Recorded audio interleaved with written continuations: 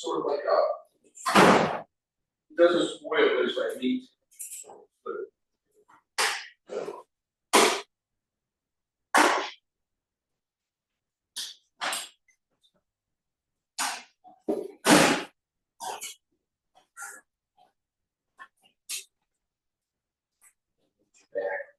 It's like chicken.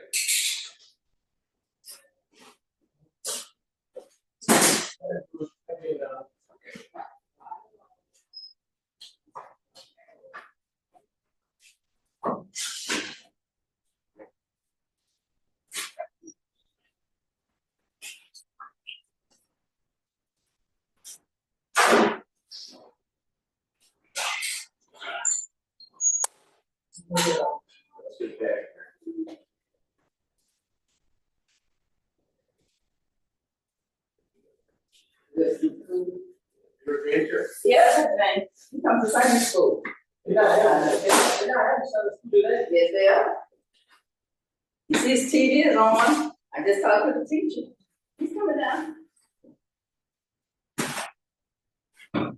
You might have to get another bag. How about you? Yeah. Smaller bag.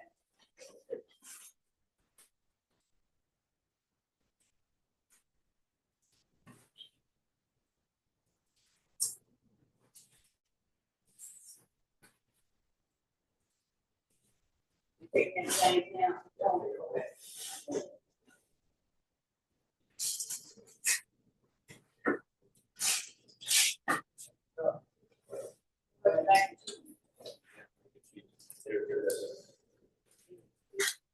Yeah.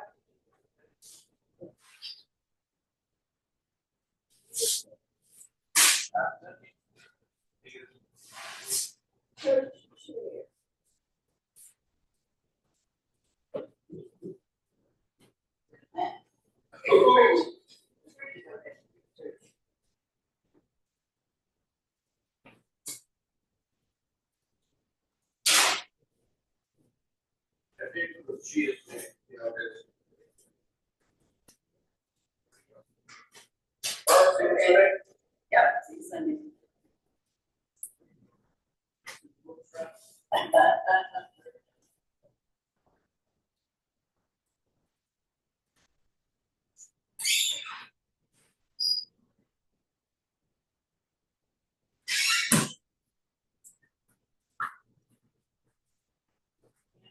You are getting smaller and smaller.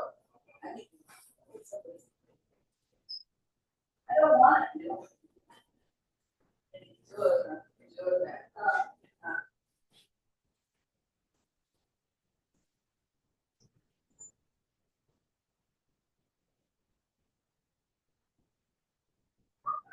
No.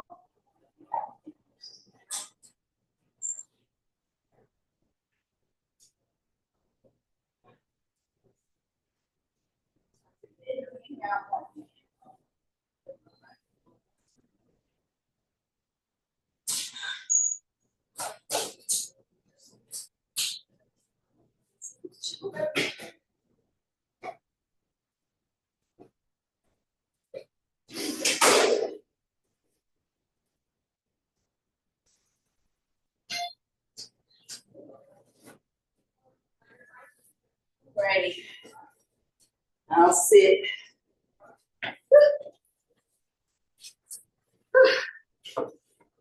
I think it's Linda's husband is sick.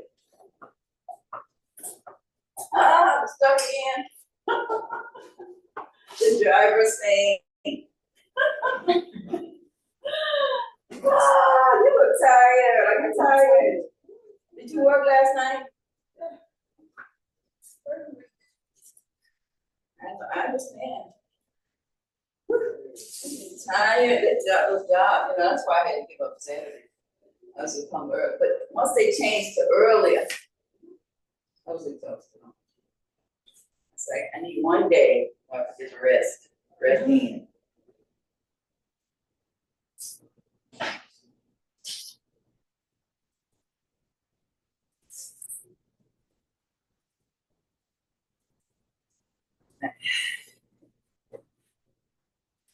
Jan, what you doing with your son these days? Many people are traveling. Come to church to be able to. Yeah, I know, right? I don't know that as well. Linda's husband is sick. Linda, you know, she is in here. It's her husband. He's gotta have surgery. She thought she'd come today, but they probably have surgery. All right, ladies. Hopefully this won't be a ladies only class. You're man, you're make it not, it's not ladies only.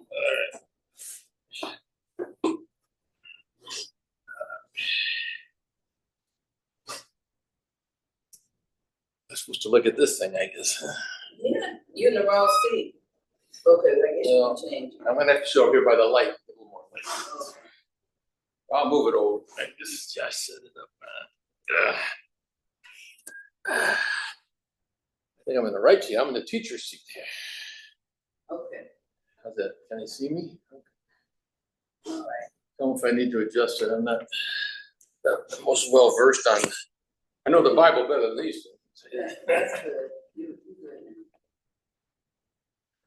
good. Anybody with us today at all? Doesn't look like it. Well, Linda's husband is sick, so I think that's why she's not. Yeah.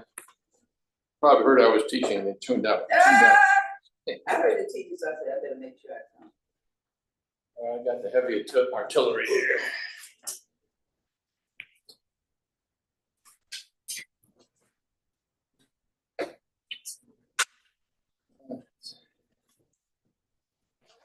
Hear from the Baines? You didn't hear from the Baines at all since they left? They're up in Vermont. Oh, They might have called you or something. Sent you a telegram? No. no. All right. So they might. They're too busy having fun. They sent us a postcard one time. They were away, but it was for a longer period of time. Yeah, we got a postcard from them one time, a couple times.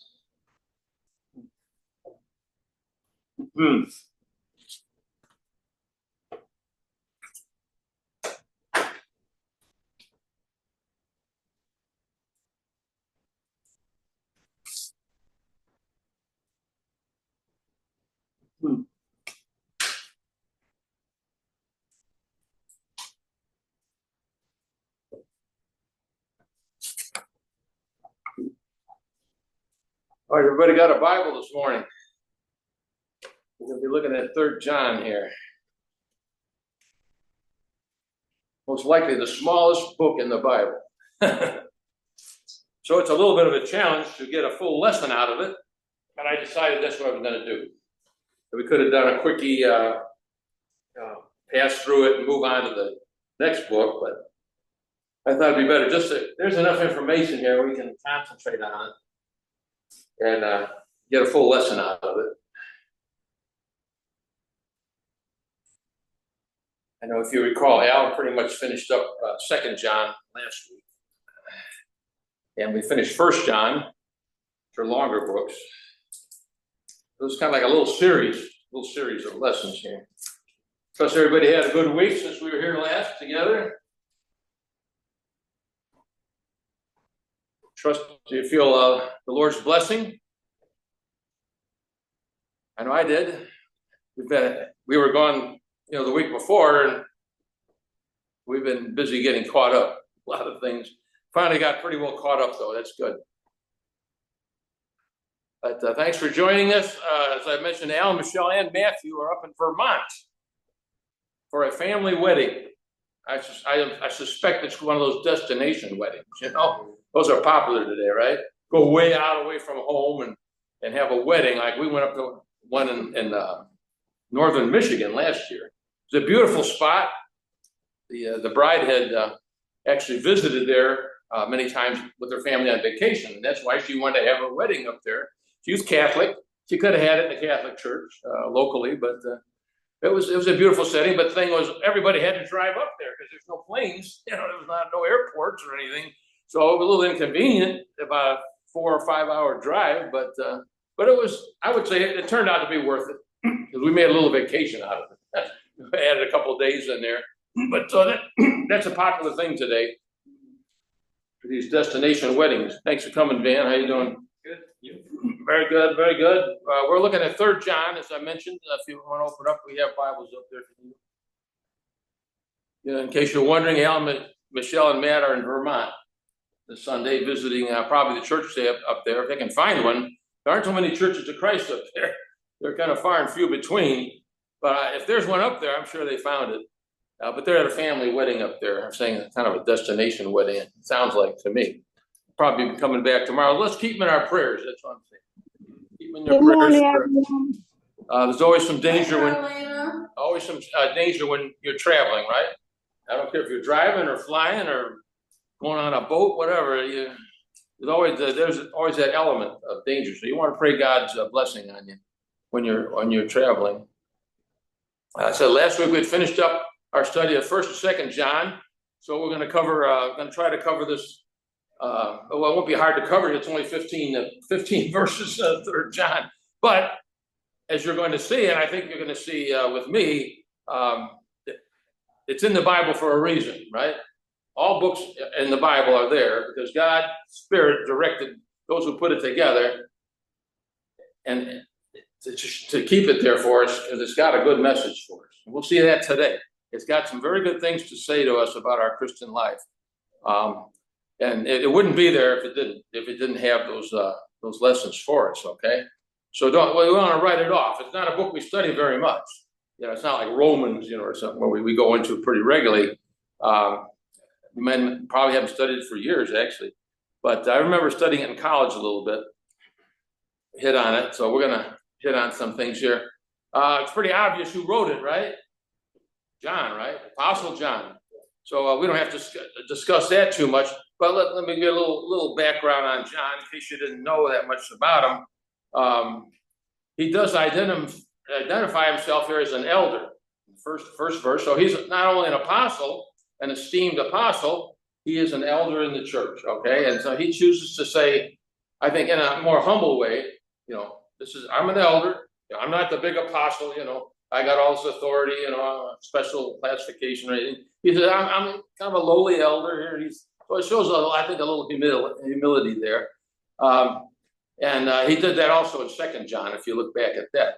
But this is where they figured, the scholars figured this is his final letter, okay? He was reaching the end of his life here, a life that had changed dramatically some 6 decades before. Think of that, 60 years ago, he's been a Christian now.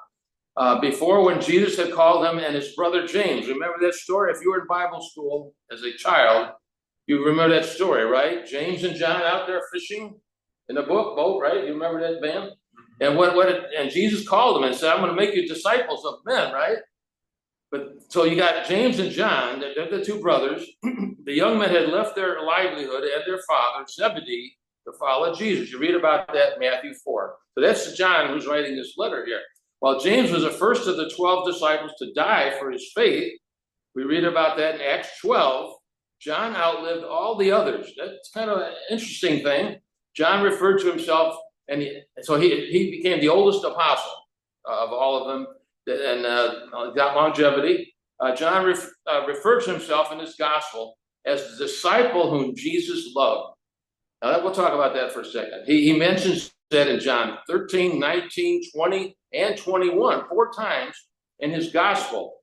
And I don't think he's bragging or anything. What do you think he meant when he said, I'm the disciple that Jesus loved? He loved all his disciples, don't you think? He would never love one more than the other. I don't see Jesus that way. He loved all his disciples, right? Everybody agree? But why would he say, he kind of singles himself out and he says, I'm the one that Jesus loved? What do you think he means by that? Anybody have any ideas? What do you think? Why would he say that? Was he that special? Right. I was just going to say, I thought he was closer. Maybe closer to That Jesus indicates closeness, yeah. Because we crossed, he gave his mother. Right, that's an indication why he did that. We've all had friends, special friends in our lives, right? Don't you think some of them are a little more special than others? Of course. Definitely. What he meant specifically was he was dear to his heart. He was dearer to his heart than the other 12 or 11 disciples and later became apostles. Okay, so that's important. He's just bringing that out. And John becomes the apostle of love. He gets that reputation through the scriptures. Scholars and students of the Bible, maybe us too, if you read his gospel, you read these letters that he wrote, and Revelation, right? He's going to write the book of Revelation coming up. That's a masterpiece in a lot of ways, along with his gospel. But with that, you get the idea that he's a very loving, a deeply loving person. Maybe more so than Peter, Peter was known for other things, right?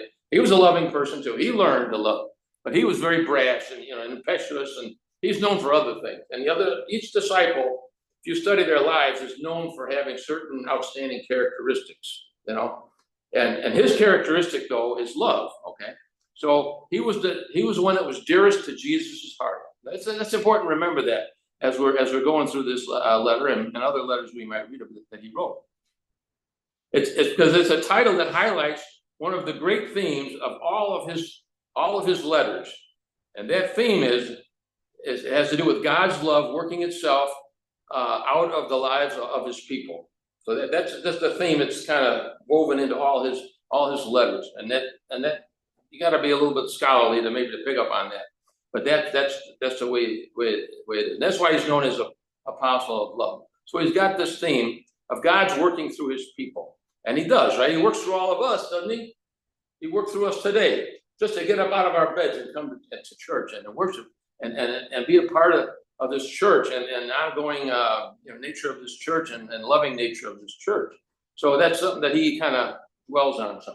All right, so let's a little bit more background. We can't pinpoint exactly when he wrote the book, but it was probably written around AD 90. Okay, that's when things were really getting hot in Rome with Nero.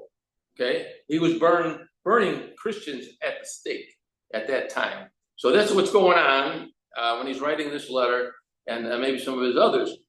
Near the time, it's near the time he wrote his other letters too. But he wrote this letter to Gaius. Now that's an important name. I want everybody to take a note on Gaius. Think of him as the good guy. He's the good example in this letter. A leader of one or more of the churches in Asia Minor. That's kind of strange. We think of all the churches being independent, right? You have elders over each church. Well, evidently, when the church was first starting out, they didn't have enough elders to go around. So somehow he got appointed leader over more than one church. So I suspect he visited, kind of moved around and he visited other churches. So he's not just a leader of this church. He's probably lived at, but he's also a leader of a church nearby, a leader of one or more of the churches in Asia Minor. The apostle had received a report of some difficulties caused by a man named Diotrephes. Now remember that name. He's the bad guy. He's the guy causing trouble. He's the bad example we're going to read about. Okay, so that's what a lot of this letter is about. How to deal with this bad guy. How Gaius is supposed to deal with the Diotrephes. And he wrote it to reinforce for Gaius the proper way to deal with this kind of trouble. Okay? It's kind of a unique situation. But we could have it today. There's nothing that couldn't prop into our church today. Why is 3 John so important? Well, while Gaius was dealing with certain troubles in his area, like this guy Diotrephes, John wanted to direct him not only on how to respond to the trials, but also on how to relate to those who proclaim the truth. Okay, we're going to find out about that. They got missionaries back then, even back in the first century. They had missionaries going out. John's 3 letters are largely concerned with the issue of fellowship with God. Also, they're concerned with the enemies of the gospel, like this guy Diotrephes, we're going to learn about. He's an enemy. And in the case of 3 John, with those who proclaim the truth. Okay, so those are the missionaries. So we're going to be dealing with that a little bit in this letter. John wanted to ensure that the church gave a warm welcome to those who traveled around preaching the gospel. Evidently, had a lot of people circulating around back then, offering them hospitality and a send-off in a manner that pleases God. Okay, I just picture Jesus. He moved around a lot, right? He was not only a teacher, he was a preacher. And so we refer to him as kind of itinerant because he wasn't located like Patrick. He's a located preacher, okay? And we have 3 of them here, actually. We got Che, we got Brother Carlos over here. They're all located preachers. And that's a good thing. We're glad that they stay here. We don't want them going off somewhere else. But we need them right here in Chicago. But back then, it seemed like they had more of a fluid situation. They had some located preachers probably, but it seemed like they had more of them that were just circulating around and going from church to church, kind of like we call a circuit lawyer, like Lincoln was years ago. Certain times of the year, he would go from courthouse to courthouse, and taking on cases and trying them before a judge. And he'd do that for 4 months out of the year, just move around and do his thing and come back. So that's kind of like these preachers, though. They're going out and spending a little time with each church, preaching, teaching, and they're like missionaries, building up the church, and then they move on. Okay, so that's kind of what's going on here. And the thing was, all right, let's stop there. Okay, now what's the big idea of this letter? All right, troubles had come to the church. Diotrephes, the bad guy, remember he's a bad example, had taken control of one of the churches. Okay, this is one of the churches that Gaius was overseeing there, and he took over it for some reason, and used his power to ban certain traveling missionaries from coming to the church. So he's controlling, right? Being too controlling. He's saying, I'm in charge. I don't want you guys coming around. And Gaius and John are saying that's wrong. He's not showing hospitality and encouraging these missionaries that are coming by to the church. So he's just banning them from coming in. At one point, the church had seen something of a leadership quality in him and had probably placed him in charge. Okay, but he changed. Sometimes people change, unfortunately, not only for the better. But now in the top spot, the power had gone to his head. Okay, getting a picture of this guy, right? He refused to welcome traveling ministers of the gospel to preach and take rest with his church. Even worse, upon receiving an earlier correction from John, Diotrephes had refused to listen to John. Well, that's a big no-no, right? When you don't follow an apostle, that's be like you don't follow the Attorney General, of the United States or something, or the Secretary of State. Let's put it that way. He's a police officer, Secretary of State. He's like a police officer. He has a lot of policemen under his control. You don't disregard what they have to say. He's an authority. John's an authority. Gaius is a smaller authority, and now Demetrius here. Diotrephes, it's a Greek name, I guess. He took authority that he didn't really have. All right. So he's not listening to John. That's the problem. That's one problem, anyways. This troubling situation prompted John to write to Gaius, commending the believers for holding fast to the truth and doing so with a loving attitude. So the people in Gaius' church are doing good. They're welcoming missionaries. They're having a loving attitude. They're doing everything right as far as the letter is concerned. These Christians strove to make the gospel a reality in their lives through the way they treated one another and the traveling teachers. Now you see how this book is starting to teach us that our Christianity has to go beyond our immediate congregation, right? It's extending out to these missionaries, these traveling missionaries and other churches. Paul took up a collection, and did things like that. So, sometimes we tend to get isolated here at Northwest. I know that's a tendency because we're here in this big city, and we're really not that connected to other churches. We had a little fellowship with Lakeview a few months ago. That was good. We hope to have more of those. Once in a while, we have a little fellowship with people down Shoals Lewis. We go down to visit them, or they come to see us, raise a little money or something. So we have some limited, fellowship with other churches, but it's very limited. But I know places in the South where they get together. One church gets together with other churches on a regular basis. They have dinners, they have gospel meetings, whatever. They have a much stronger fellowship, and that's a good thing. And that's what he's encouraging here. More, extension of our fellowship to other people, other Christians. Don't just be isolated. In other words, that's what Diotrephes is doing. He's isolating. He said, we don't want any visitors. Can you imagine? That's a pretty hateful attitude. Right? That's not loving. That's not warm. That's not Christian. He's saying, we don't want you guys coming and visiting us. I'm in charge. I'm running the show here. And I'm not going to listen to John, the apostle. He's been an apostle for, well, a Christian for 60 years. So anyways, that's kind of the situation. Not a good thing. So we can learn from this that, we need to extend ourselves a little bit, as we can to other Christians and try to have fellowship with other groups of Christians, whether they're passing through or they're maybe a group at another church, All right, so this is the troubling situation. He commends the church under Gaius for commending, for doing things right. So these Christians, like I said, they made the gospel a reality, the good news of Jesus a reality in their lives through the way they treated one another and the traveling teachers. In response to this good report about the behavior these rank and file Christians, in response to that, John encouraged them to continue and love and support the visiting believers who are giving of themselves by ministering to the churches in Asia. So, these missionaries are going out and ministering to the churches, and they need support. They don't have a salary.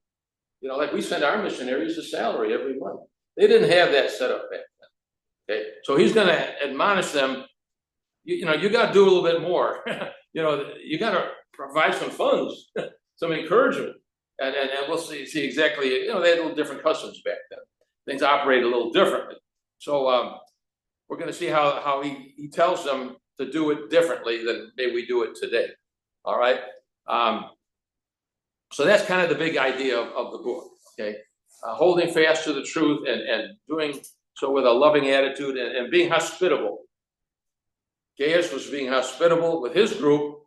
This Diotrephes was not. So what we're going to do in a few minutes, we're going to contrast these two guys, okay? And we're going to learn some valuable lessons, some virtues. And that'll be the heart of the lesson coming up here in a few minutes. But there's a real contrast here between these two people. And that's the value of this book probably more than anything else. And now there are two themes from this book. If you're real sharp, you'll pick them out. Christians are to hold to the truth with a loving attitude. I just talked about that. Let's be looking for that as we read through the scripture here in a few minutes. And the other second theme of this book is Jesus is the Lord for whose sake believers must minister. Well, that's a theme that he's going to kind of preach to them a little bit here. Don't we do most of the things that we do for Jesus' sake? Maybe we don't think about it, in our mind that much. But when we do something for somebody else in Jesus' name, or something for the church, don't we do it for Jesus' sake, for what he did for us on the cross? I think it's very true. Even though we may not think about it that much, we should think about it a little bit more, and that's what he's kind of bringing out here in between the lines here. What we do is for Jesus' sake, because of what he did for us on the cross, and because he's going to save us. He's going to give us the gift of eternal life. Right? So that's why we do things for his sake. And we pray to him like we talked about there this morning. All right? So we're to have this loving attitude according to this book, and we're to do things for Jesus' sake. Let's look for this theme as we kind of go through it here, okay? Two themes. They're a little subtle, but they're there. All right, let's get into the short book a little bit. We'll start with John's greeting. It has a little significant thing to say to us. We're going to read verses 1 and 2, and let's notice how John comments, how his comments concern sickness and spirituality. Something we might get a little confused about. Who wants to read? Anybody volunteer? Barb, you got it? Yeah. 1 and 2. Okay. The elder to the beloved Gaius, right, whom I love in truth. Mm-hmm. Beloved, I pray that all may go well with you, and that you may be in good health, as it goes well with your soul. Okay, very good. I'll stop there for a minute now. Now, John encourages and affirms Gaius, first of all. He loves him, he says, wishing him well and his health. It's possible that Gaius was known for being a rather sickly individual. That's kind of implied a little bit. We don't know for sure. But he might have been sickly. If so, this sickness or this silences the criticism that sometimes Christians give, that if you're sick physically, then there's something wrong with you spiritually. Have you ever thought about that? Somebody who's chronically sick, you ever think, well, maybe that has to do with their spirituality? It's been around the church for a long time. I don't think it's a big problem with us here at Northwestern or anything, but this type of thinking can creep into our minds it's been out there. I know. I thought that myself sometimes, saying that this person simply, if they just get their act together spiritually, then you would be physically well. Do you ever think about that? Somebody? I've said that to people. That's terrible, right? All right, but of course, off the subject, there are people that they take drugs, they don't eat properly, they don't exercise, and they take in things into their body that we know are harmful. Okay, now that's a separate issue. They could be ruining their health by smoking or something that's been proven hazardous to your health. So that's a side issue. A person could have a problem with that, and that's something else that should be dealt with. But we're talking about somebody who's not necessarily doing that, but they're just sickly. But you got to remember Paul. He had problems, right? Okay. He had the thorn in the flesh, right? Okay. He complained about it. There was something going on with his eyes. We don't know exactly what it was, but no one could say that he didn't have his act together, right? So his health had nothing to do with his spirituality. Okay. So he's our good example on this issue if it comes up. So we should never look at somebody who's having poor health and say, well, just get your act together, kind of thing. All right, so that's a little side issue there, but all right, let's move on a little bit. That's just part of his introduction. All right, verses 3 and 4 speaks to a fellow Christian's continued spiritual growth. All right, I want you to look for three things in there that he mentions that are part of a Christian's spiritual growth. They should all be a part of our lives too. He mentions three things. All right, you want to read that?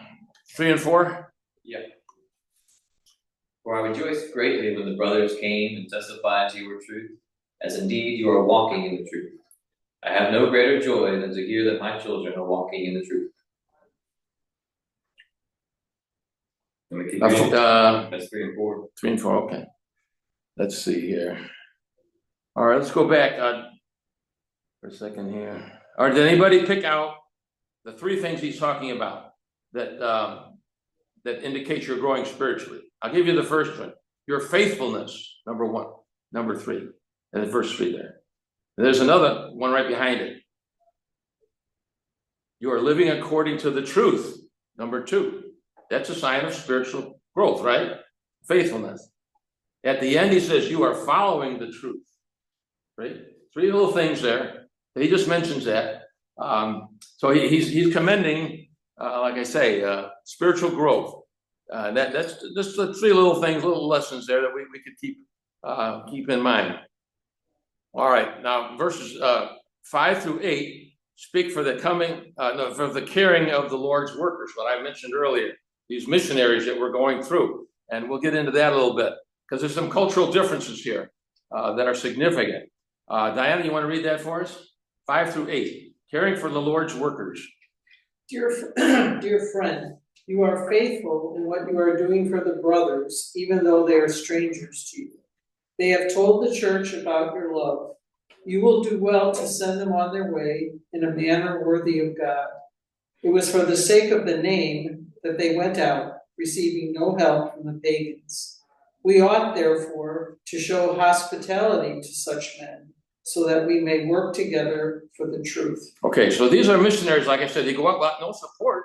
They don't want to ask the pagans for any help, right? Like Paul, he doesn't want to look like he's benefiting from preaching the gospel, getting rich on it or something. So they have to depend on Christians, all right? So who do you think these traveling Greek teachers were? You think we would call them missionaries today? I think we would.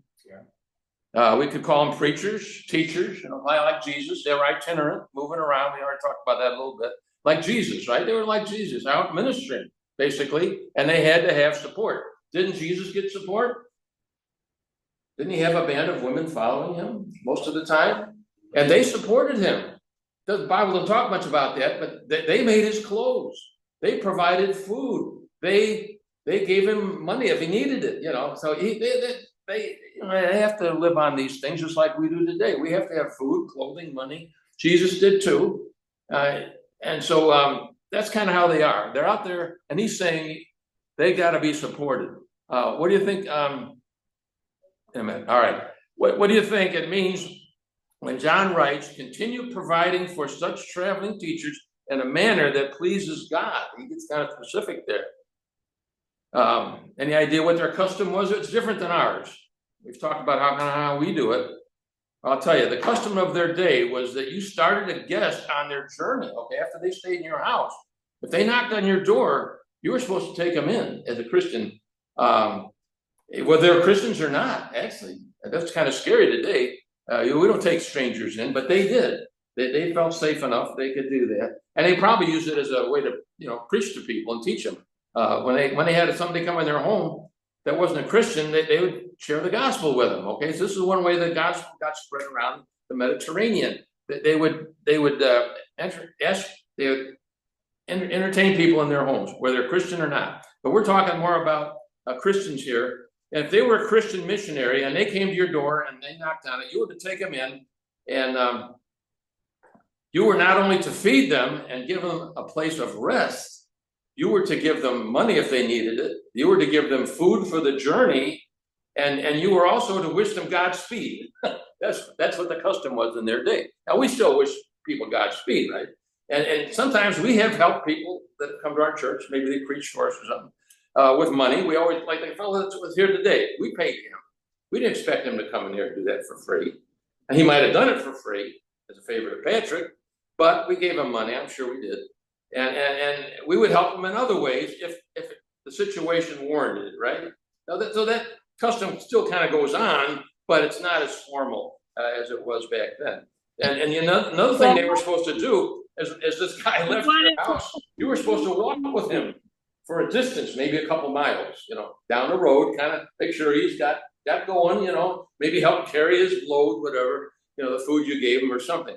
So it's like fourfold. You're supposed to help him down the road. You're supposed to give him money. You're supposed to give him time, some food. You're supposed to help give him shelter. Okay, so that's pretty involved, right?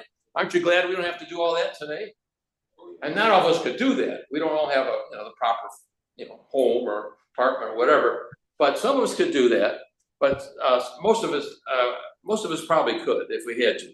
But anyways, the point is, we should still carry on this custom to the extent we can, as circumstances dictate, right? So this depends on who's coming to visit you, the kind of thing. So you can see how the customs have changed, right, over the years. And again, this is pointing out that the church community should go beyond the local church. See, they're helping these people get down the road so they can go and minister to another church, okay, down the road. And they had several churches in Asia Minor, I guess 5 or 6, I don't know exactly. But that's what's going on. They're trying to help all these churches in the group. Okay. Is it change today? Huh? Do you have a change in that today? So if you have a check You do it in your country, these kind of things? Yeah. Oh, right. Well, good. It's different. See, Visit us. We find it, possible to, accommodate them, do whatever. That's what we do in okay. our area. So every country is different. Every culture. Yeah. But the American version is kind of pay them and let's send them down the road, take them to the airport, or something. But I'm just saying, hospitality varies in different ways. In every country, every church, every person, we can express and this is what this is all about, brother. Hospitality, being hospitable, which is a very strong, kind of hard to do sometimes, Christian characteristic that we're supposed to put into practice. Almost every letter mentions it some way or another, in the Bible.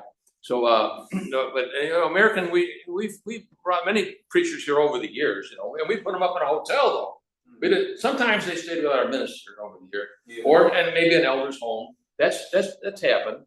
Depends how well we know them. But otherwise, we're usually paying them, put them up in the motel, and then we say goodbye. We'll see you later. We'll email you, or something. But no, that just shows how things have changed, and that's normal and that's natural for that thing. All right, let's move on then. Verses 9 through 11, we're going to read next in a minute. Diana, I'll ask you to read that in a minute. Keep it in mind. Now, this is the heart of the lesson I talked about. It addresses the problems of Diotrephes is causing. He is the church leader who is dominant. He's pushing people around as the Lord. He's lording it over the flock. What are the leaders supposed to do? The opposite, right? They're not supposed to lord it over the flock. He's lording it over the flock. See, he's being a bad example, see. The opposite of a servant leader, that's what he is. He's the opposite. Elders, deacons, ministers are to be servant leaders. We see that all through the scriptures. And he hasn't got it. He hasn't got the picture. He's actually a tyrant. If you boil it all down. Yeah. He's a type of tyrant. And have you ever worked for a tyrant? I have. I've had a couple. Now they just soon fire you if you don't do exactly what they want you to do right when they want you to do it. You're out the door. That's a tyrant. That's a tyrant type of That's person. just a hard. Now, I don't think he was that extreme, Post office. but his idea was, I'm in control, and he was pushing people around. You know anybody like that at the post office? Oh, yeah. Okay, Yeah, we've yeah, all it's- probably experienced this at work. Maybe you have. I don't know, Diane, but we don't usually experience it in the church, though, right? But there have been instances I've read in the history of the church. There have been people like this, and this is one of them right here. Okay, so it can happen in the church. Let's just admit it. We'd hate to see that happen. We don't like to see bad examples in the church. We're supposed to be good examples, right? All the time we're admonished to be a good example, And that's one of the main lessons John is trying to get across here. We're to be good examples like Gaius, not like this guy, the Diotrephes, all right? So that's one of the lessons here, but anyways, these people exist. They're out there, they always will be. As long as this earth is spinning around, they're gonna be pushy people. Have you ever run anybody in anybody like that? In the motel business or anything? Yes. I bet you have. Anywhere that there's power. Yeah. These. Right, They're gonna be people are attracted. gonna abuse it. They're gonna abuse it. You see it in government sometimes. These dictators like Putin over there in Russia, or this guy over in North Korea, those guys are dictators. They're murderers, actually. Those are really extreme people and tyrants. They will execute you in a second. Your head's gonna be off if you don't do exactly what they say. You're found engaging in prayer in North Korea, you will be put in prison, or worse, you'll just be killed. It's that serious. They don't want Christians over. It depends who the local leader is. Sometimes they go a little soft. Same thing in China. If in certain areas, the local leader might be a little soft. They let you meet in your home or something. Other places, no. They put you right in prison. And your family, not just you, your children, your wife, everybody goes into the gulag or something. They probably die there. Well, there's a lot of this stuff going on out there that we don't always realize. But he talked about that this morning. But anyways, John will go on so far as to say that Diotrephes is not only a bad example for the church, but that he is also not a genuine Christian. That's a pretty strong charge, right? In other words, he's not only a hypocrite, he's a phony. He's a phony Christian. He may have started out to be a Christian, genuine. They thought he was. That's why they put him in a position of leadership. But they were wrong. He was probably hiding his genuineness there. So he's a phony. And you don't see that in scripture very much. But it's a serious charge, right? Yeah. John is you think he's being judgmental? We're not to be judgmental, right? I don't think he is. I think he's using good judgment. As an apostle, he has the authority to make that judgment. That is not judgment. No, he's not judging him for eternity. Yeah. He's making a judgment in the local church. True. This guy's got to go. And he says later, I'm coming to see you. I'm coming. And he's going to get this thing straight. Because Gaius is not really dealing with this guy very effectively. Seems like he's trying, but he's not maybe strong enough. He's a little sick. I said that implies that he's kind of sickly. So he's not a strong personality enough maybe to set this guy out or correct the situation. But I think John did eventually. That would be my guess anyways. That doesn't say. So this guy is pushy. He's dominant. He's hard to get along with. And I think, like I said, we've all said we know people like this. And so now you know what kind of guy this guy is. Okay? He's a bad guy. He's a bad apple in the barrel, we would say, right? What happens when you got a bad apple in the barrel, man? The other apples get spoiled, right? One rots, it causes the apple next to it to rot, it gets mushy, and then it goes to the next apple and the next apple. That's what John's afraid will happen. If they don't get rid of this guy, he'll ruin the church, totally ruin it.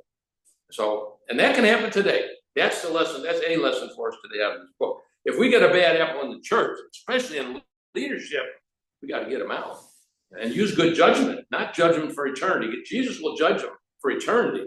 But we make a judgment on this earth sometimes, especially when it comes to people we deal with every day, right? Especially when you've got children, right? You got to make decisions who your children are going to associate with, right, Jan? That's coming up. They're going to want to go to a kid's house, you know, and play or do something, and you don't know what's going on in that house. You better know what's going on in that house and make a judgment whether your kid should go in that house or not.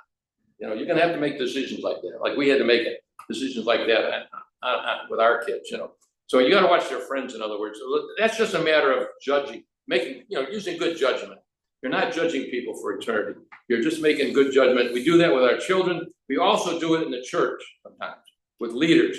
We look to the scripture, and if their life doesn't square with that scripture, then maybe they shouldn't be a leader. You know, if they're like this guy Demetrius, pushing people around, they should not be a leader. So you might have to form a committee and get rid of them. You know, whatever. But that can happen. It still happens. Once in a while, you hear a minister being dismissed or an elder. It rarely happens, but it does happen. So just something that this letter is bringing out. All right, let's get to the heart of the lesson before we close off here.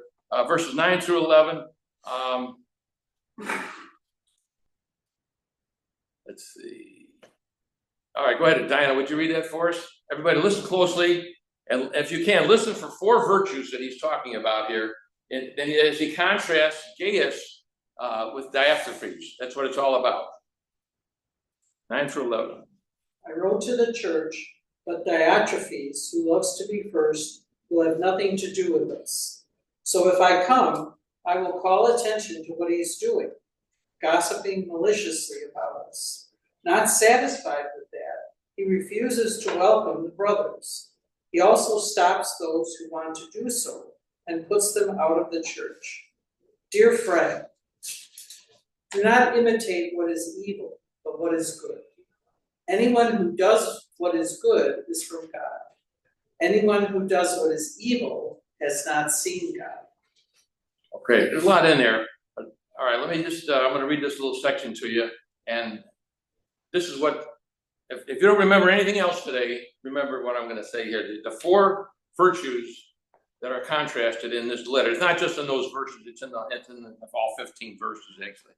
But in this letter, as we've seen, John has been he's showing some strong criticism for Diotrephes, right? He just said it. He's a type of tyrant, he said. But it's not the kind of criticism we might have experienced. It's not the type of criticism we might have expected. Sorry. Diotrephes doesn't seem to be an apostate spreading false theology. That's not the issue. With all the other letters, Paul's always dealing with somebody who's teaching false things, right? But he's not doing that.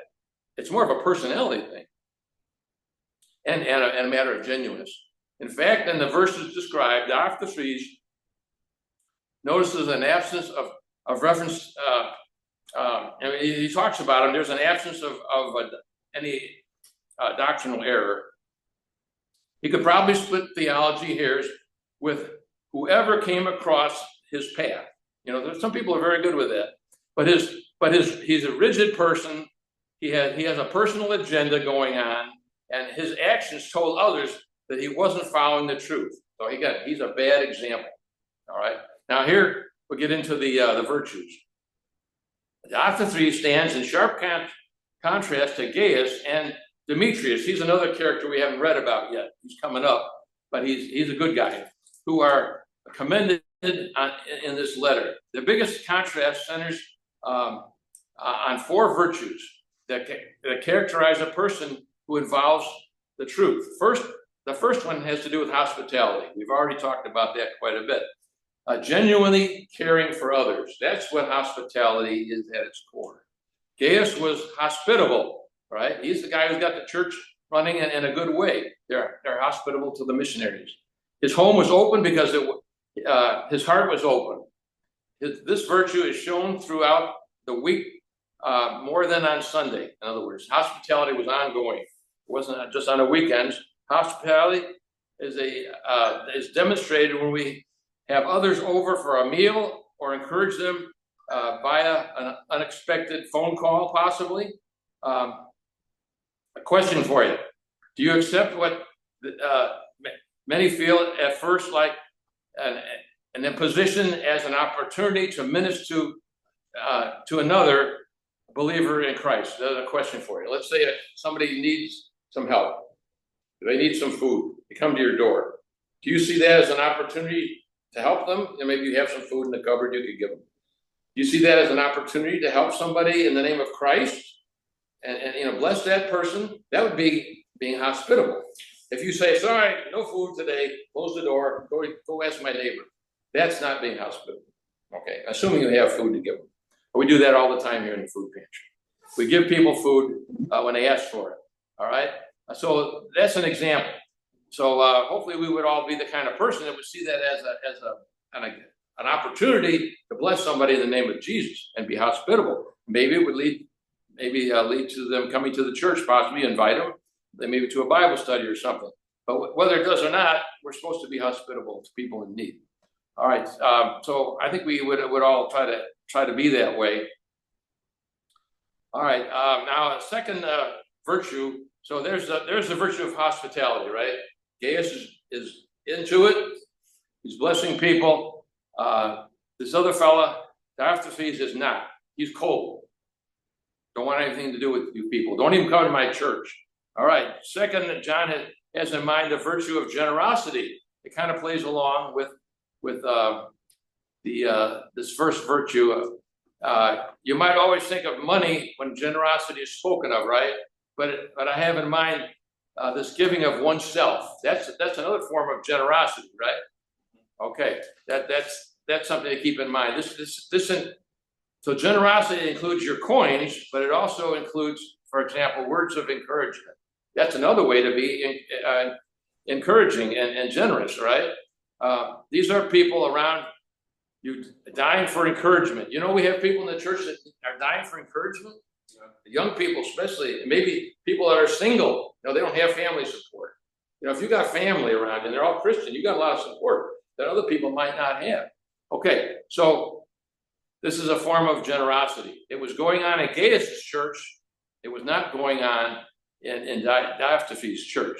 So that's the second virtue. Okay, the first one, hospitality. The second was generosity. The third is integrity.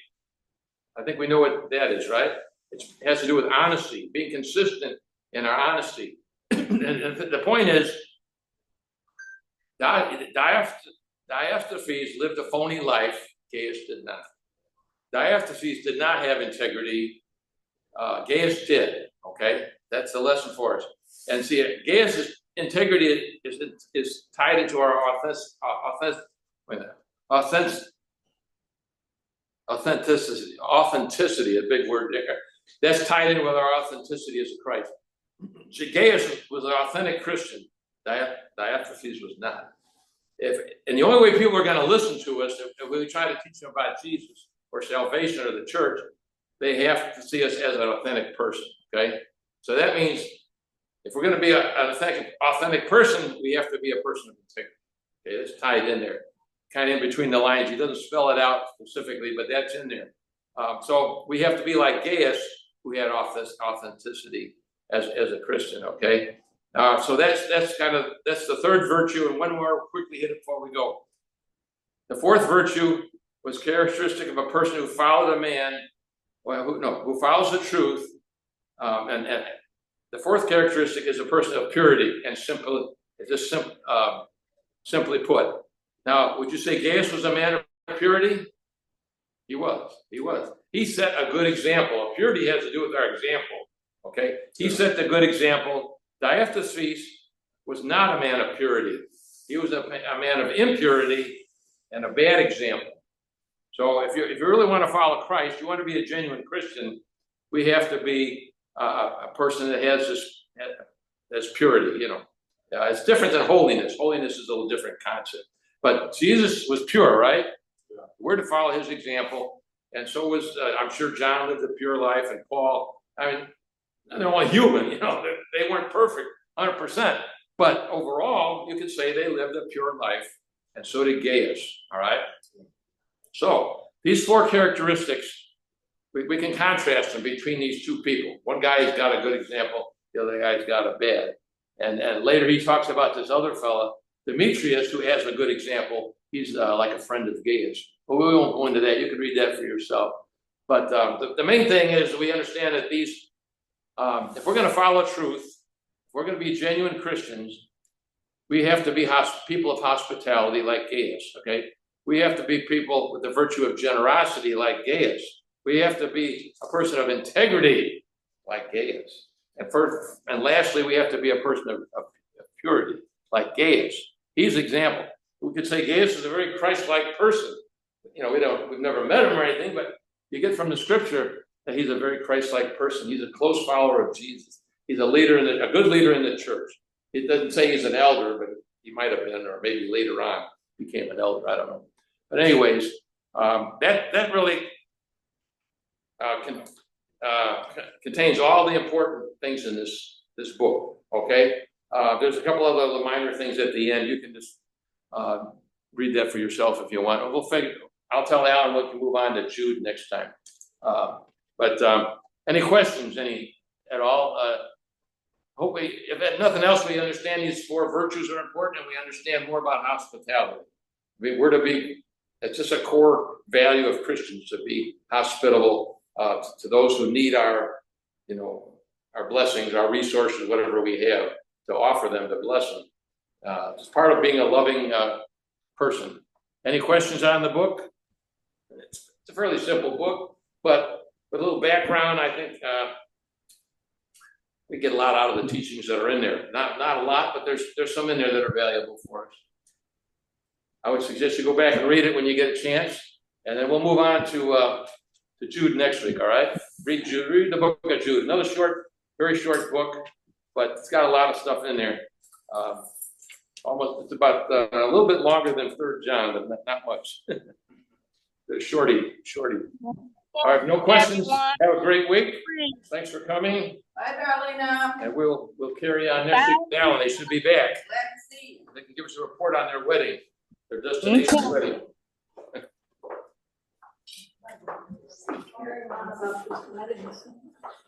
Don't ask me. It's a wedding. He gets something in his head. What? But I don't, maybe a Christian wedding. I would not consider that a destination wedding. Well, we're just kind of guessing. We're sure. But what I think of is a wedding at a place where you don't live. I don't consider that. That's what I would say. We'll find out more when they get back. You don't know if it was in a church or not. What do you care? Okay. It's their family. It doesn't really Why matter do to you us. care whether it was a destination wedding or not? I'm just I didn't care. saying it sounded like one to me. I know. I don't know for sure. And it's not our business. We No, don't not need to necessarily. know anything about where they went. I just mentioned that because that's, Michelle told me about it. You carry on like it's some big Well, deal. It sounds kind of out of the way. A destination wedding, I think there was something more exotic, someplace more exotic. Oh, well, I mean, if you don't live in Vermont, I would think of it as Like a a destination, but that's my thing. But Ever been to one, Dan? Where you drive 300 miles to some remote location like down in over, where you fly down there? A lot of these we people do didn't that. really have family weddings.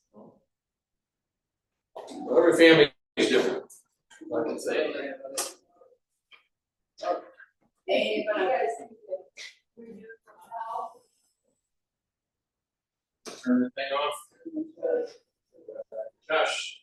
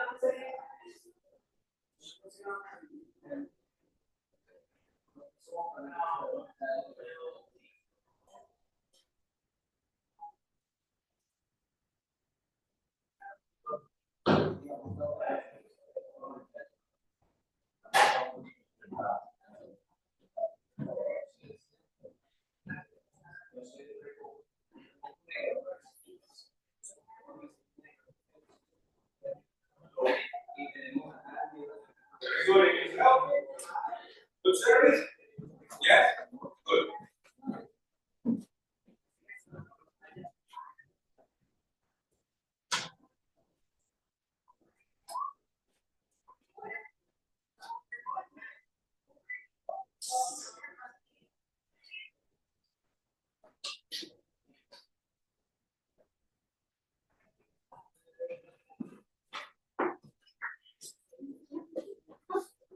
Underage drinking.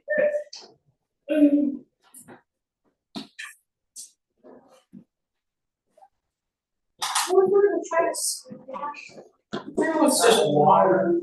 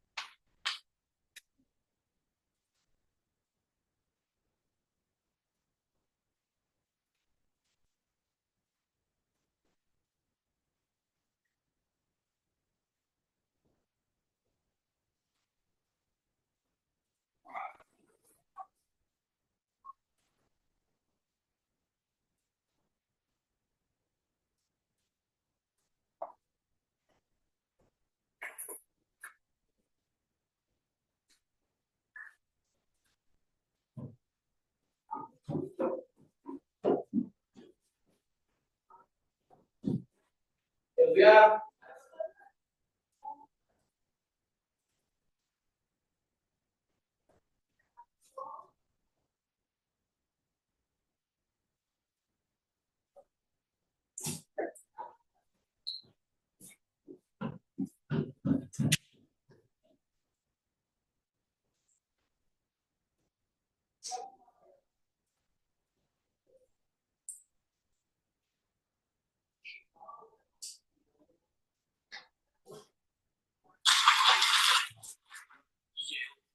비교하면 이해가 쉬운 거예요. 윤석열 대통령 친구인 주기환 민생특보, 전 민생특보죠. 그분이 비례 신청했다가 당내에서 비례를 받고 나서 바로 대통령이 민생특보 임명하면서 그때 논란이 있었죠. 친구라고 이런 식으로 사설에 특보 자리 챙기면 되냐라고 했는데 지금 어디가 있냐면 요아코라는 어떤 그 자산 관리하는 거기에 감사로 가 있어요. 거기가 연봉이 비슷합니다. 한 3억에 한국인이 더 많은 것 같더라고요. 그게 무제한으로 쓰는 그런 자리라고 하는데 그 급으로 하는 게 SGI 감사자입니다. 근데 둘 비교해서 주기환 민생특보와 김대남 전 행정관으로 수준을 비교하는데 그러니까 뭔가 운영을 세우지 않고서는 못 가는 자리에서 특별히 잡았습니다.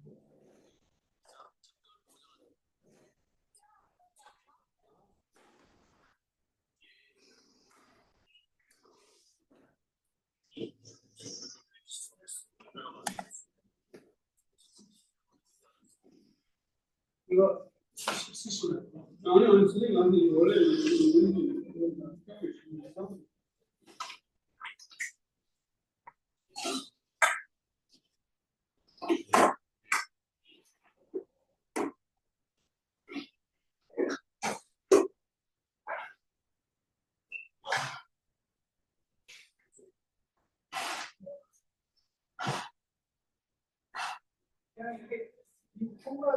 아, 저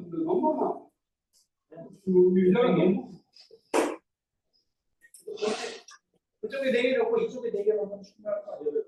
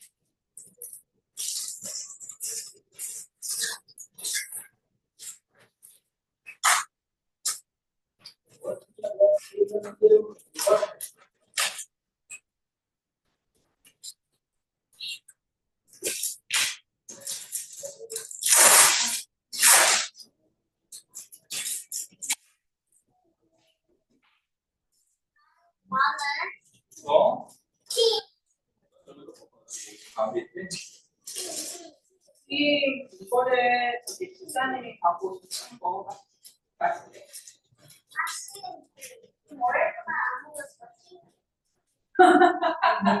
많이 먹어.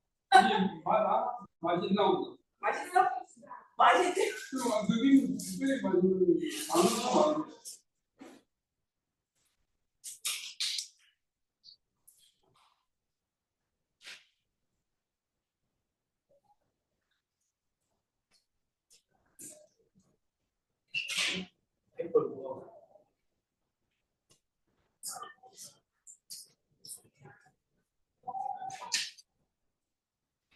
요즘 그 인제는 아무도 없어 주는 안돼도 한 달에 한 번씩 해요.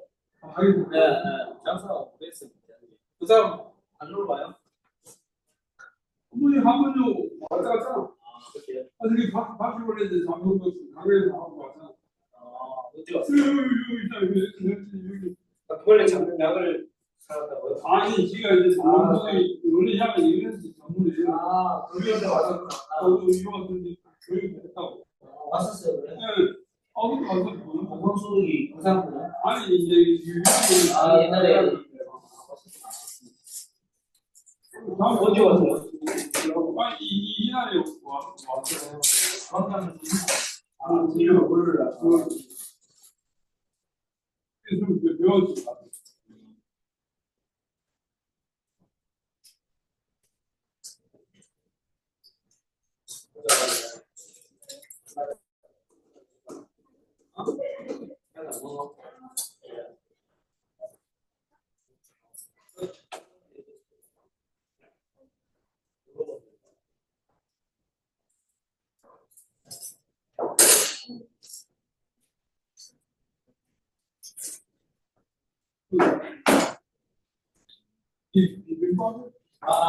덮밥, 불고기 덮밥.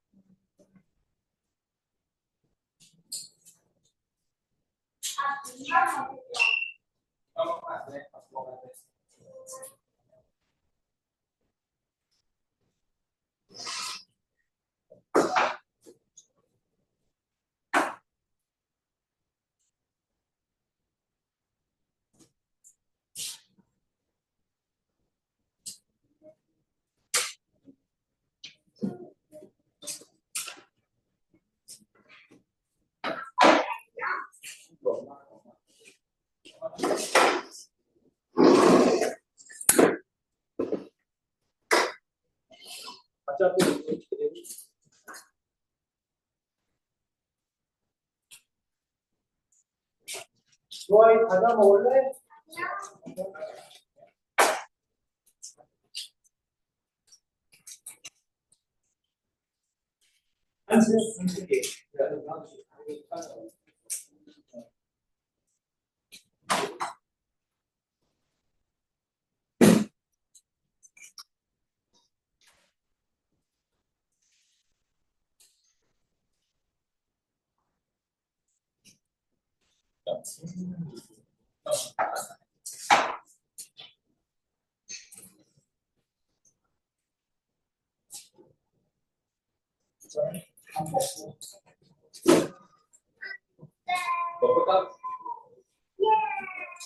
오히려 너 저기 이 숟가락하고 젓가락 거기다가 줬다고 해. 네.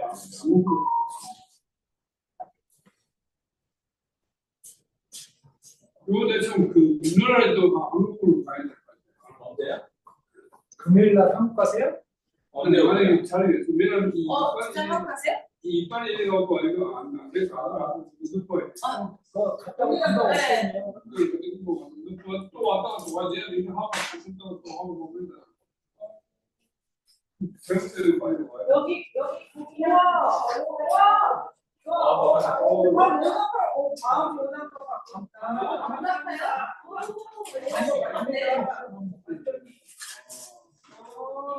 진짜 유튜버니까 되게 진짜님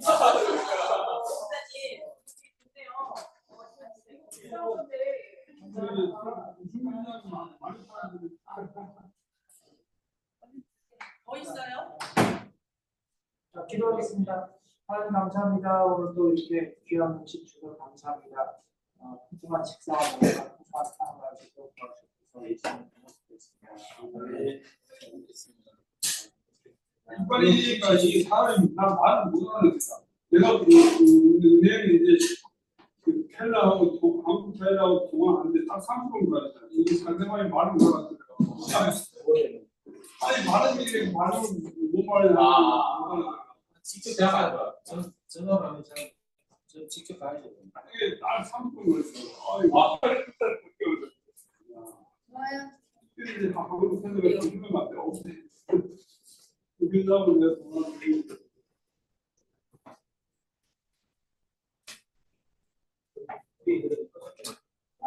진짜요? 네.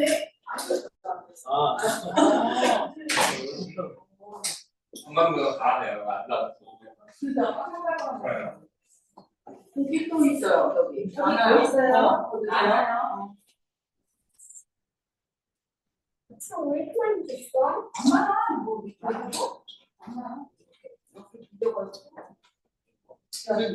위에 전명장 가야죠. 아니, 내 집에 괜찮아. 안 먹는 거다 하고. 비빔 싸줘요.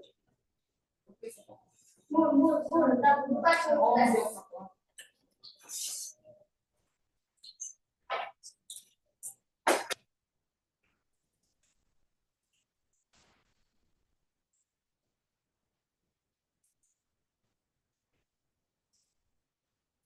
그치.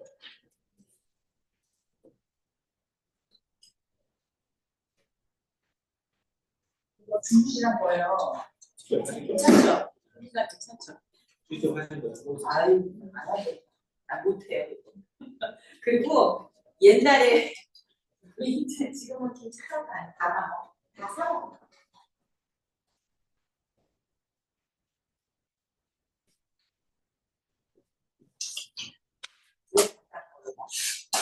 혼내니까 그치? 어제는 음식이 줄리프도 나오고 맛있는 거 같아요. 어디에서요? 여기서 여기에요? 여기서 밥 줬어요? 어디서 밥을 줬지? 아니, 나눠줄 거. 배고픈데 아, 배그. 사람도 있고 알려줘. 먹으라고 하는데 너 어디 갔어? 물 마셔.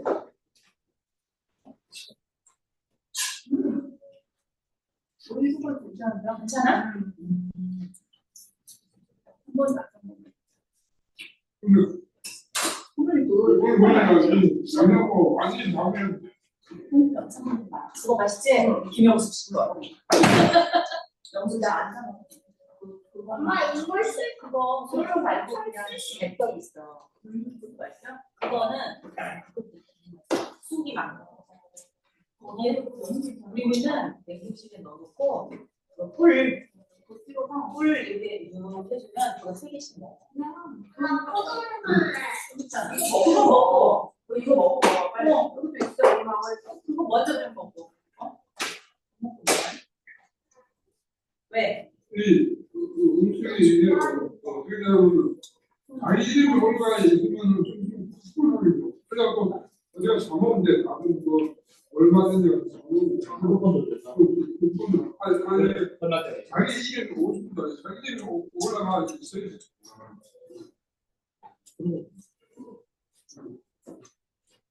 보는 사람 다 그거 주는 거예요. 아니 자기 이름이 올라가는데 그걸 내가 정부에 수 있잖아. 누구도 내가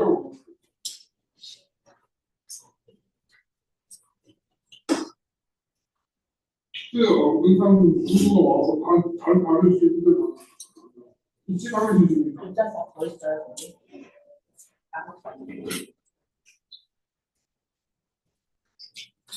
그러면 내일부터 될것 같은데?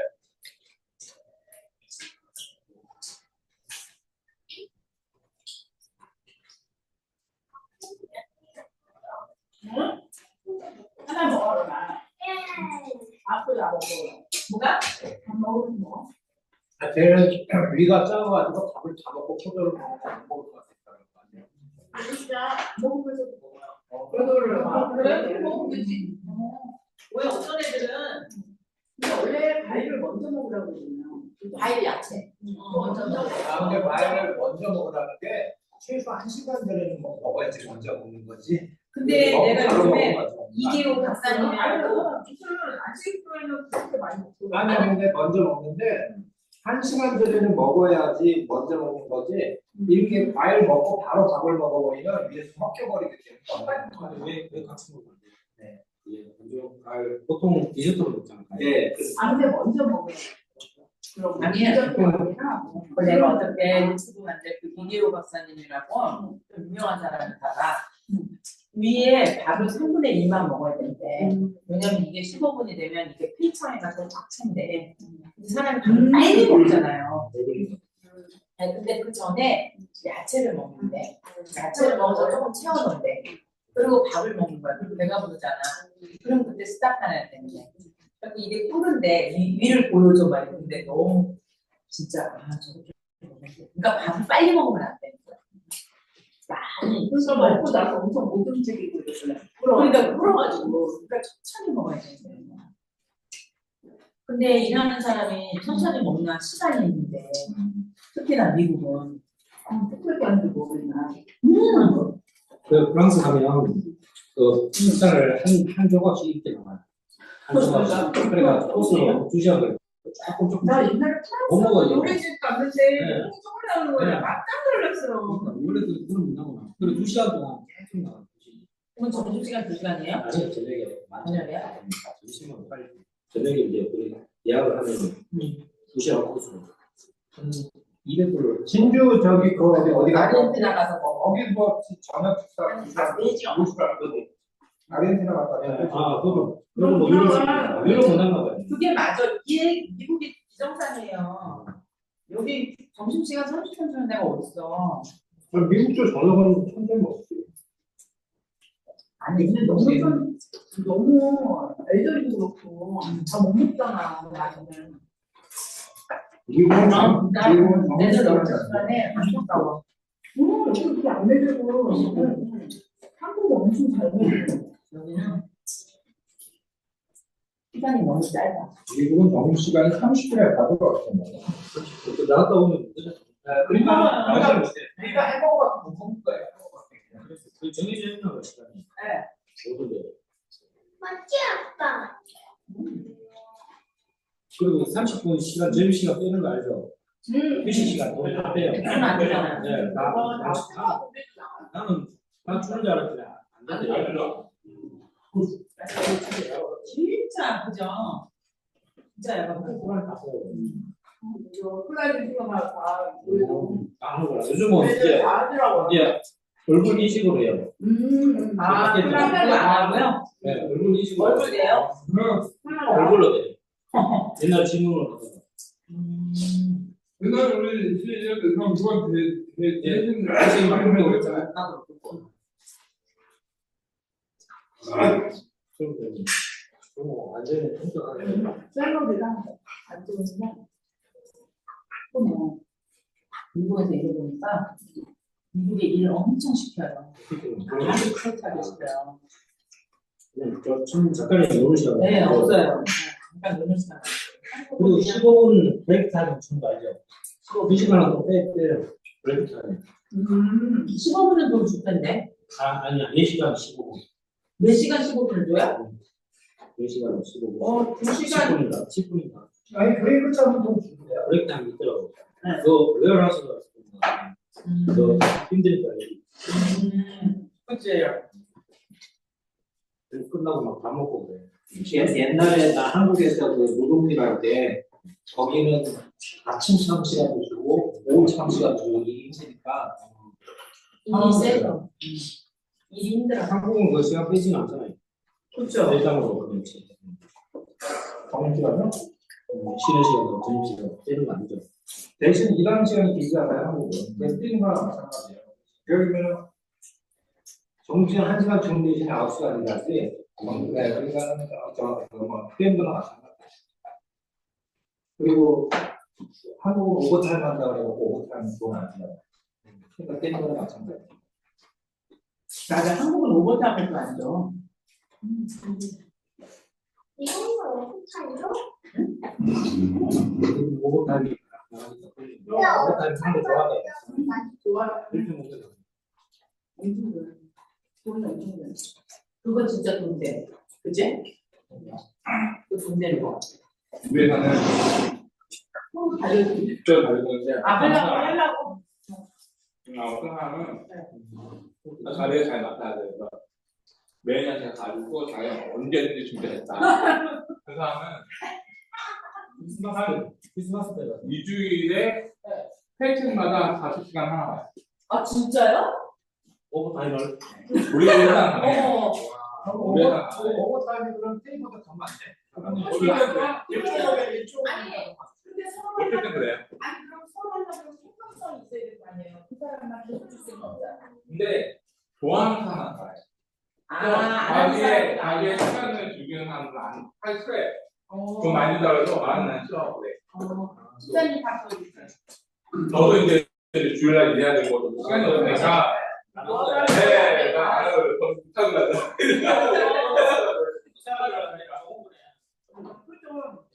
그러니까 그 사람 좋은 거니까 네, 그러니까 돈 버는 사람들 몇 명 있어요. 여기에서 하는 사람만 해요. 네. 대부분은 좀 싫어해요. 그럼 젊은 사람 안 할 텐데.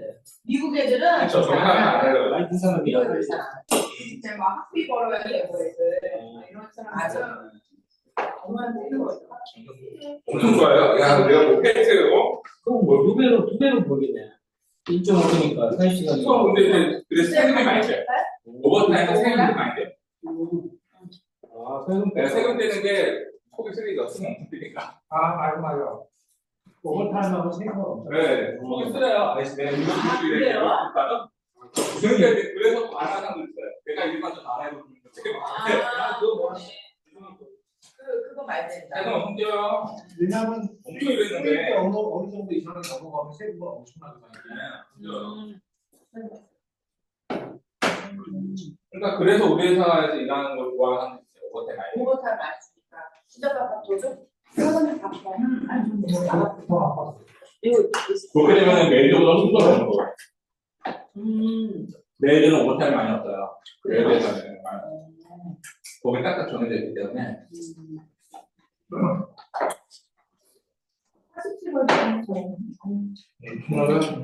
오버타임을 40시간 한다고요? 2주일에. 2주일에 오버타임을 40시간 한다고요? 일주일에 20시간. 그럼 일주일에 23시간씩이요? 그 그 사람이 얼마나 시간당 이것도 엄청 높은 사람인데. 근데 1.5배니까. 장난 아니에요. 왜냐면 장난 아니에요. 일주일에 하루만 해요. 진짜요? 외를 날이. 항상 일주일에 하루만 해요. 그러면 그 사람이 맡은 비행기가 있어요. 그 비행기 6시간, 7시간 정도 이렇게 있거든요. 그럼 긴 시간을 혼자서 맡아야 되잖아요. 그 사람이 돈 맛을 알아서 그래야 그 사람 중동 사람들이 그 비행기가 중동 비행기. 되게 잘하겠죠. 그 사람이구나. 그 와이프 네. 여기 있고 그 사람. 엄청 걸려. 그 사람 진짜 외를 날이 지금 혜택받아 다시. 그 사람은 아무것도 안 하고 일만 하나 보네. 그럴 수밖에 없잖아요. 지금 타임이.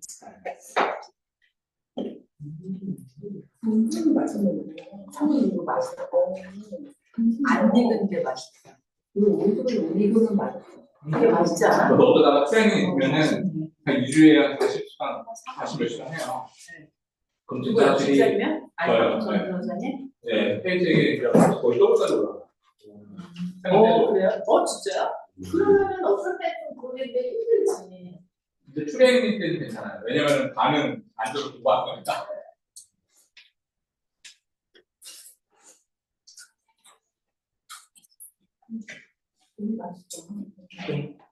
다 시간제로 그렇게 하는 거예요. 그래서 이 시간제로 타임 찍는 거다.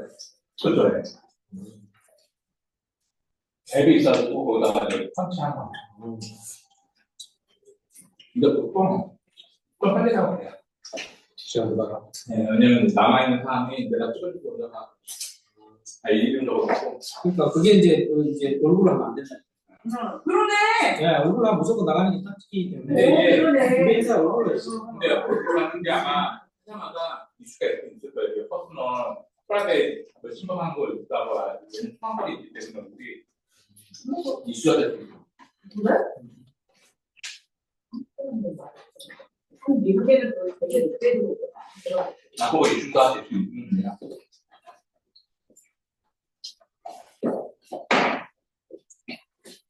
근데 그거 찍으려면 한 2, 30년 기다리니까 그것도 참 느낌이 안 오거든요. 끝나는 시간이 한 번에. 냅킨이 없어, 냅킨이. 사모님이 냅킨 어디서 났어요? 내가 갖다 놨는데. 냅킨 어디 있었어? 아니 거기 남은 것들 내가 또 갖다 놨어. 이게 없거든. 냅킨이 없네.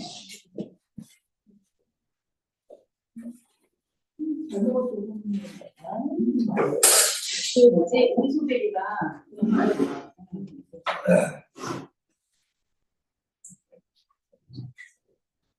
거의 더 주세요.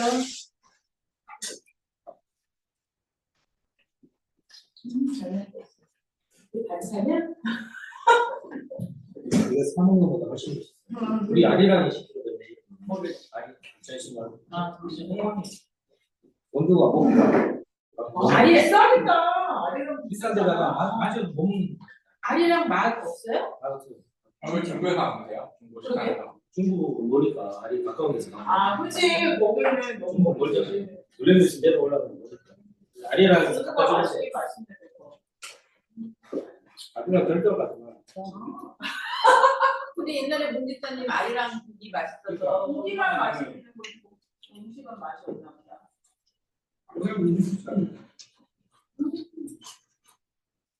원래 때문에. 돈 주고 먹는데 그렇게. 근데 맞아 거의 못 먹었어. 어머. 먹다가 포기. 그러면 짜장면 그 어디야 한 스푼 뭐 이런 데서 케이터링 하면 안 돼요? 근데 안 갖다 주니까.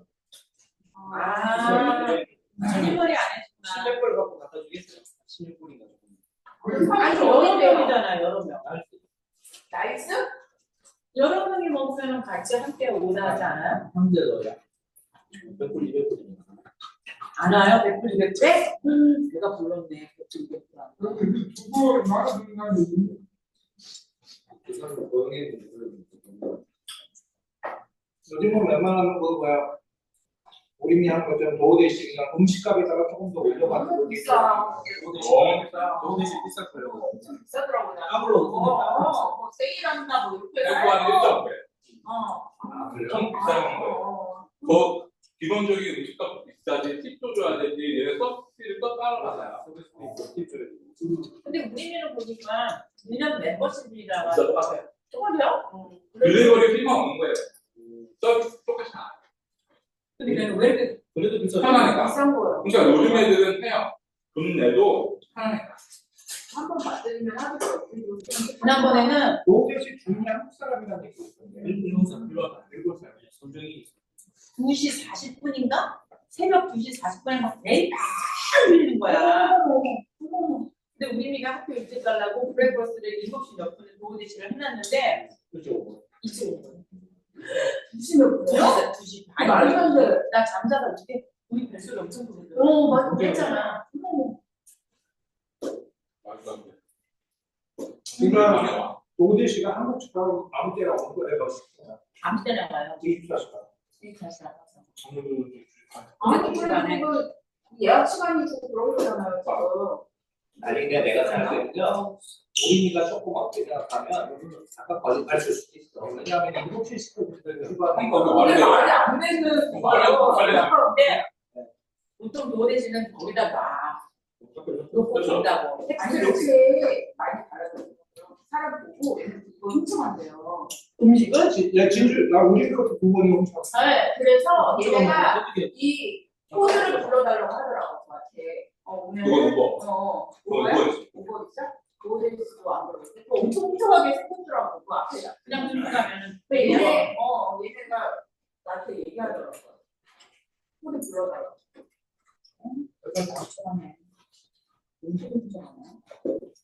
또 훔쳐갈 수도 있고 또 딜리버리랑 얘기 붙여놓으면 내가 나왔다고 하면 알았을 수도 있고. 맞아. 그런 것도 있을 것 같아요. 이상하게. 그럴 수 있고. 요즘 뭐 저기 UPS나 이런 것도 다 사진 다 찍잖아요. 사진 찍어가지고 뭔가 문제가 많이 생기니까.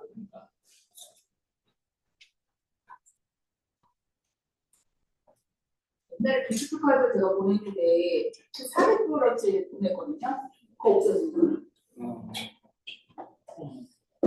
그러니까 또 얘나 문 앞에 놓고 간 거지. 근데 그거 훔쳐간 거지. 딴 사람.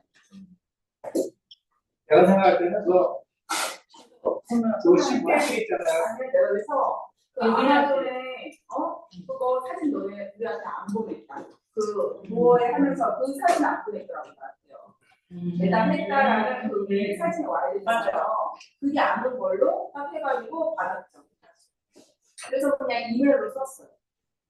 그냥 실제 그거 카드로 보내면은 없어지니까 안 되겠더라고.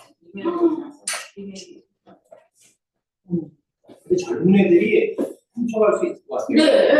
그래, 애들 지나가고 장난감 또 애나 뭐 들어있는 게 자기들 좋아하는 간식이잖아요. 그러니까 젊은 애들이 지나가면 훔쳐갈 수 있어요. 아니 유튜브에 나왔는데 그 미국에서 가방을 얻잖아요. 내가 딱 본 거예요. 근데 가방 하면서 떠나가지고 서로가 빨리 싸우는 거예요. 유튜브에 3명이 달려들어가지고 서로 싸워서 끊어가는다고 숨어있다. 모든 놈이 3명이네. 그만큼 많다는 거예요. 이거 훔쳐간 애들이. 그럼 어떻게 해야 되지? 매물로라고 하면 어쩔 수 없죠. 우리는 안에로 들어갈 수 있으니까 다 안 보이겠지? 그러니까 얘네가 아마존에서 나오는 그 벨 있잖아요. 그거는 코드를 준대요. 그럼 이렇게 누르고 문을 열고 거기다 딱 놔두고 집안에 놔두고 그건 안전하더라고요. 근데 소주는 못하면 찝찝하잖아요. 들어서 또 아 근데 이게 카메라도 다 찍히니까 어차피 다 찍히니까 이 사람은 그렇게 코드가 바뀌는 거죠. 일시적인 코드. 임시적인 임시 코드를 받아서 그걸 열어서 공부할 수 있는 거. 네.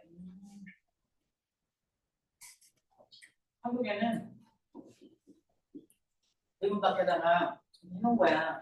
지나가는 할아버지가 그래서 쏙 빼가지고 가더라고. 그게 잡혔어.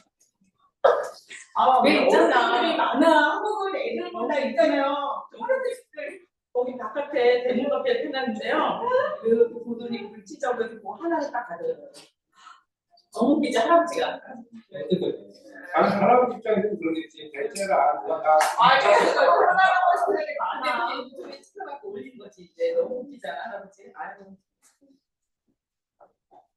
박스 세로는 안 가지고 하나만 싹 가져간 거야.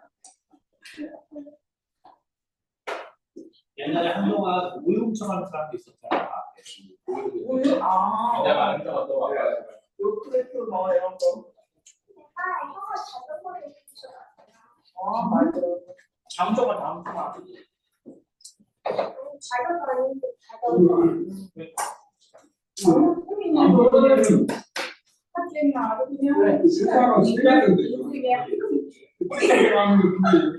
본인들 반대야. 세차 어디 가야 되냐고 물어보고 세차로 가고 얼마나 아끼는지 자기 가가지고 세차 가가지고 우리만 해도 스무탄 거. 계속 다니나 오션을. 그래서 뭐 필요한 걸 사더라고요. 다음에 내가 보면 청소하는 고기 다 사고 막.